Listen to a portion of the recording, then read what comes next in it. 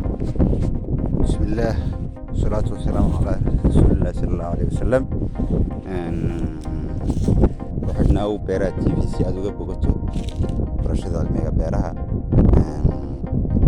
Markaan waxaan ku hadli doonaa geedkan lagu magacaabo babayga.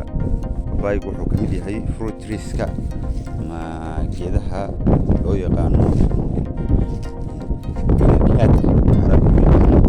marka fruit trees-kan waxa weeye waxaa loo abuuraa sida geediin species dheer buu leeyahay. waxa weeye waraabkiisu waa flood irrigation ama flood baa lagu sameeyaa. meelaha qaar waad arkaysaa iyadoo lagu sameynayo drip irrigation ama qaabkan waraabka different loo isticmaalayo, laakiin inta badan waxaa loo isticmaalaa floodkan ayaa loo isticmaalaa. inkastoo hadda adduunka uu ku gudbay flood irrigation, laakiin annaga hadda weli waxaanu u isticmaalnaa flood irrigation-kaas. marka sidaad ujeedaan, marka waxa weeye wuxuu u beeran yahay qaab teel ah, line buu isugu aadan yahay, oo linekaasba waa line sidiisa u degto, lineka kale oo sida labadan line dhexdooda marka waxaa mara meel oo biyuhu ugu soo leexdaan, oo biyaha loogu soo leexiyo kanaalka ku soo leexdo. marka sidaa daraaddeed waxa waaye geedkan noocaasaa loo abuuraa ama qaabkaasaa loo abuuraa.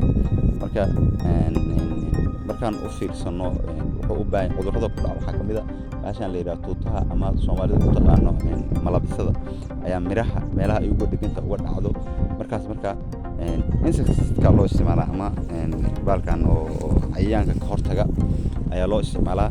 marka inta badan cudurro kale oo zaa'id kuma dhacaan. waxa waaye waxa jiro laamaha kore cudurro uga dhaco waxaa jiro oo la yidhaha fangaskaasuna kuma badno. marka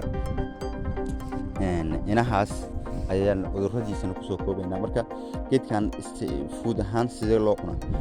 noocyo badan loo cunaa. cabitaankaa laga samaystaa. soomaalidu alaabta baashan ku taqaano furwaatada ayaa laga sameeyaa, cabitaan ahaan looga sameeyaa. waxaa kaloo loo cunaa sidii caadiga inta loo habaysto sidiisa loo cunaa, inta un lagu darsado ama isagoon waxba lagu darsan sidiisa loo cunaa.